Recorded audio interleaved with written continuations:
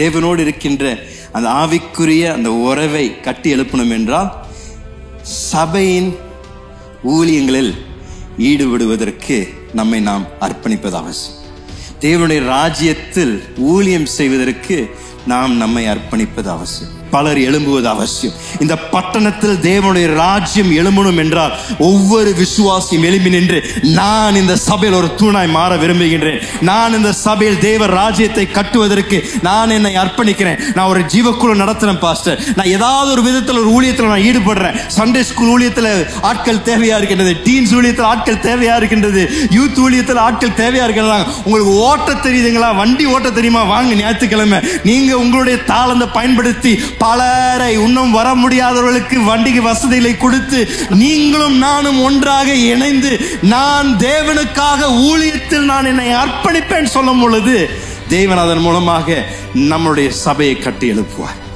ஆனா இதோடைய ரகசியம் என்னன்னா, இதுல ஊழியத்தில் ஈடுபட்டவர்கள் சொல்லுவார்கள், இந்த ஒன்றாக குழுவாக சேர்ந்து ஊழியம் செய்யும் பொழுது அதில் மூலமாக நாம் பெற்றுக்கொள்கின்ற அந்த ஒரு மன திருப்தி வேற எதிலையும் நமக்கு வரதில்லை.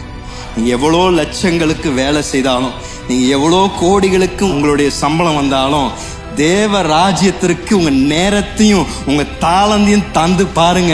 உங்க வாழ்க்கையை தேவன் மாற்றுறாரா இல்லையான்னு பாருங்க.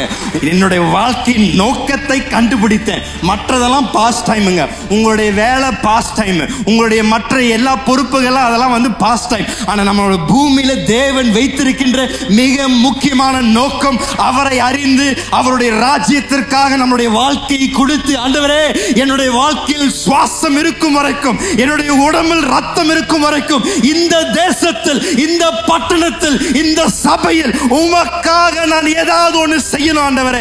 இந்த வாழ்க்கையில் தேவனுக்காக ஏதாவது ஒன்று நான் சாதித்துதான் என்னுடைய தெருவோ என்னுடைய வீதியோ அதில் இருக்கின்ற ஜன மக்களை தேவனுக்கு அறிமுகப்படுத்தி ஒரு ஜீவக்குழு மூலமாகவோ ஏதோ ஒரு ஊழியத்தின் மூலமாகவோ இந்த பூமியில நான் வாழ்கின்ற நாட்களை தேவனுடைய ராஜ்யத்திற்காக நான் பயன்படுத்துவேன் என்ற ஒரு அர்ப்பணிப்புள்ள ஊழியம் செய்யும் பொழுது தேவ ராஜ்யம் அதன் மூலமாக கட்டப்படுகின்றது.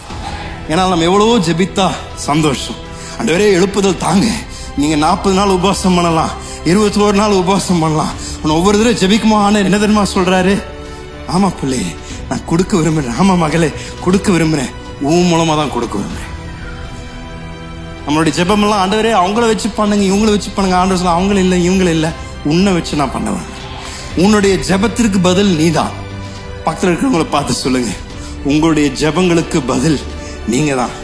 தேவன் இந்த பட்டணத்திலையும் இந்த தேசத்திலையும் அவருடைய ராஜ்யத்தை கட்டணும் என்று நாம் விரும்பினோம் என்றால் ஒவ்வொருவரும் தேவனுக்காக நாம் அர்ப்பணிப்பது அவசியம்.